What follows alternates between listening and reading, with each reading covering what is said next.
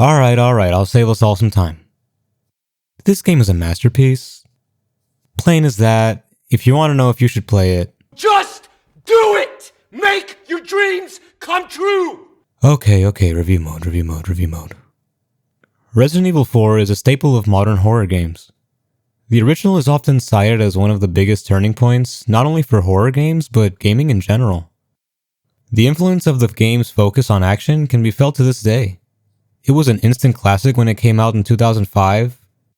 So the question then becomes, does the remake do a good job of adapting such a titan of gaming for a modern audience?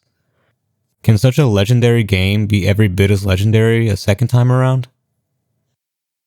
Well, why don't we find out?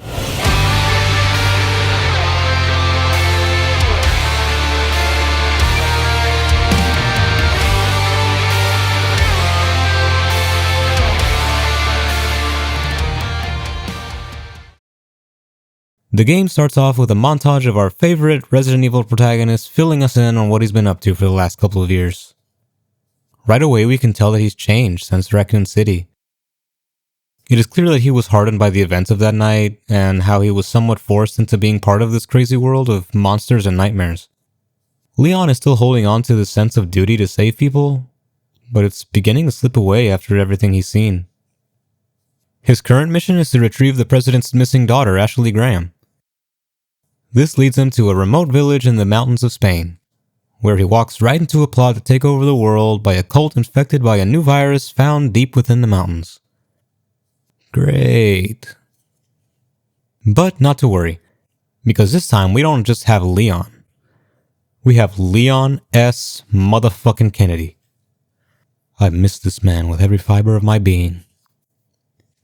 6 years after Raccoon City, Leon isn't the naive rookie that we came to know. Now he is Special Agent Condor 1, looking for his baby eagle. Being real for a second, the time gap is used really well to explain the gameplay differences between Resident Evil 2 and 4.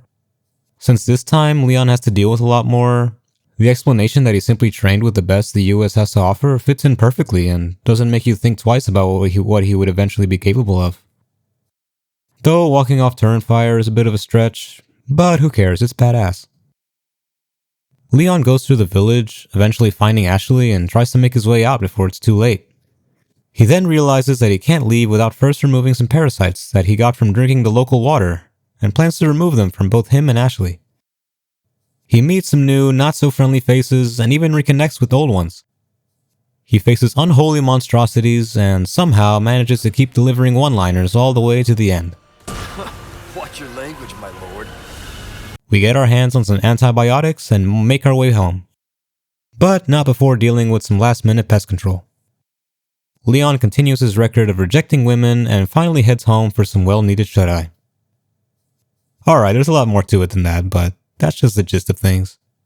As far as story goes, Resident Evil 4 is closer to an 80s action movie than a horror film. In some ways, it's actually the opposite of Resident Evil 7. Focusing more on gameplay rather than jump scares and creeping you out. Not that you won't still get chills, because there's still plenty of that. Gameplay-wise, there's actually a lot to cover. Resident Evil 2 had a slower gameplay loop. You walk around, check your surroundings, and deal with the few enemies that you found. You wanted to be strategic and only took on what you thought you could handle, conserving your ammo for only when you really needed it. In Resident Evil 4, all that goes out the window and you just have to shoot, stab, roundhouse kick, and blow everything that moves to Kingdom Come. If it looks like it's going to attack, just shoot it. Believe it or not, I can see how the combat of Resident Evil 2 Remake evolved to be this gameplay. It shares similarities and just feels like an evolved version of Resident Evil 2. This again ties into the progression of Leon and how time only made him even more adept at killing. Let me use the added importance of knives for both games as an example. In Resident Evil 2, if you got grabbed, you had to sacrifice your knife to get away, and it stayed with the enemy until you could kill it. Which makes sense. Why would a police officer prioritize his knife? In Resident Evil 4, however, Leon is trained with the best and now holds his knife at all times, probably following the instructions of his commanding officers. Knives are now an important part of gameplay. You can now perform quick jabs at enemies, use them as a quick way to escape, and kill unsuspecting enemies from behind. All of these cost you the durability of your knife, so it's wise to use it sparingly if you think you'll need it before you can get a chance to patch it up or find another one. So now we have knives for close encounters. But what about from a distance? Brother, we're American. We got it covered. Weapon variety is top-notch this time around. Pretty much every type of weapon known to man, my goat is proficient in. This man used a damn harpoon! We have the trusty handgun from the very beginning, and slowly discover more and more weapons to eviscerate our enemies. We have multiple shotguns, small machine guns, rifles, rocket launchers, magnums, grenades, flashbangs, everything you could ever want. Being specially trained, Leon can now switch from weapon to weapon on a fly to adapt to whatever situation. And boy, are there a lot of situations to adapt to. There's a reason why Leon has so much firepower this time around. We're not just fighting zombies this time, we're fighting gosh darn possessed, parasite-having, chainsaw-wielding, looking like they just came out of the Upside Down zombies. Enemies in Resident Evil 2 were a bit bullet spongy, but when they went down, they usually stayed down. This time, there's a chance that their infection just gets worse and they sprout a Demogorgon out of where their head used to be. This certainly keeps things interesting and tests your ability to adapt on the fly to what enemies are coming towards you and what weapons to use. Jesus, it's got teeth. If that wasn't enough, Resident Evil 4 introduces brood zombies as well. They're thankfully slower, but take up a lot of ammo and deal severe damage. It's not too overwhelming since the game doesn't throw everything at you all at once. It often sends enemies in waves to give you some room to plan. There might be 30 zombies in total, but you only have to deal with around 10 at a time. At least at first. Once you get to the late stages of the game, you end up just running around in circles and hoping that Chris Redfield returns your call. He must have been busy.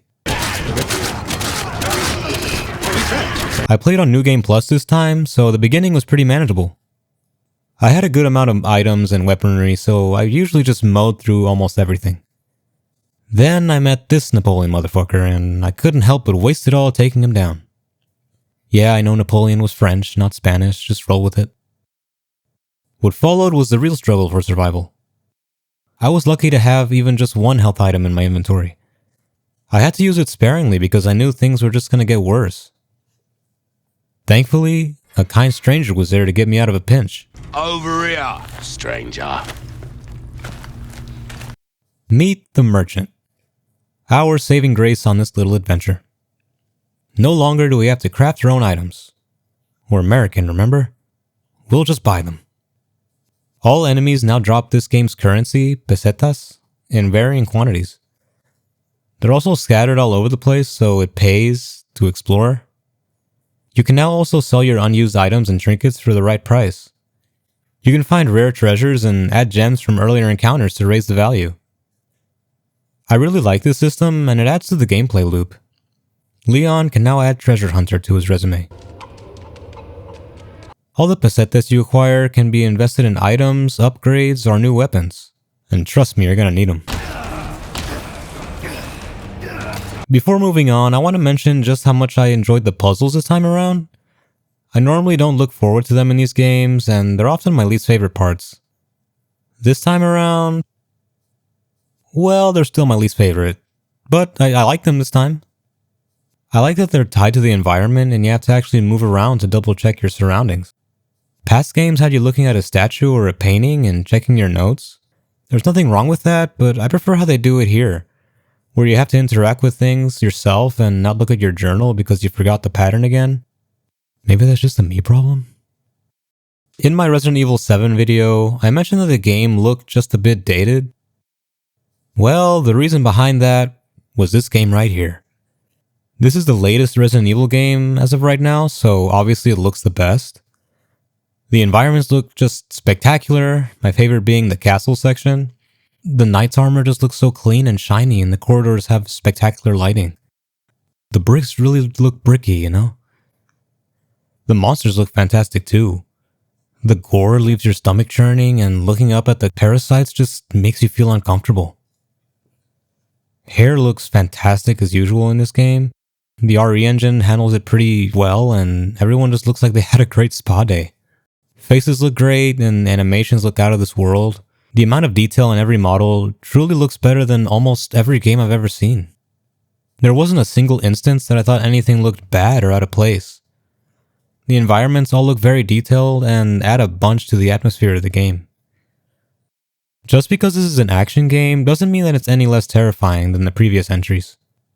More often than not, you'll be at the edge of your seat, praying that a grandma with a chainsaw doesn't come up and attack you. Great. Ever since I first played it last year, Resident Evil 4 Remake has become my favorite horror game that I've ever played. It strikes the perfect balance of scaring the feces out of me and making me feel like my goat, Leon. The next couple of Resident Evil games tried to recreate the feeling of this one, but none of them really came close to striking the balance, quite like both versions of Resident Evil 4. Village probably came the closest, but it just doesn't have the same charm as Resident Evil 4. Ethan is great, but he's no Leon.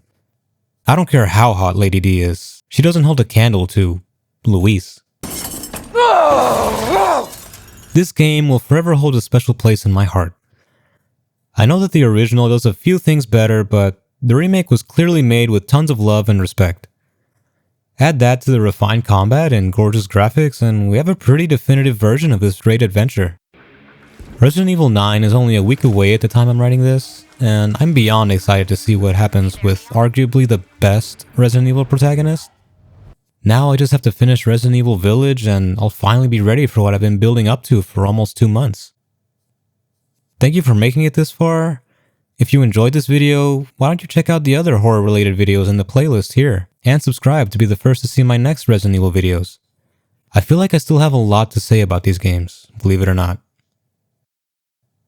Alright, bye.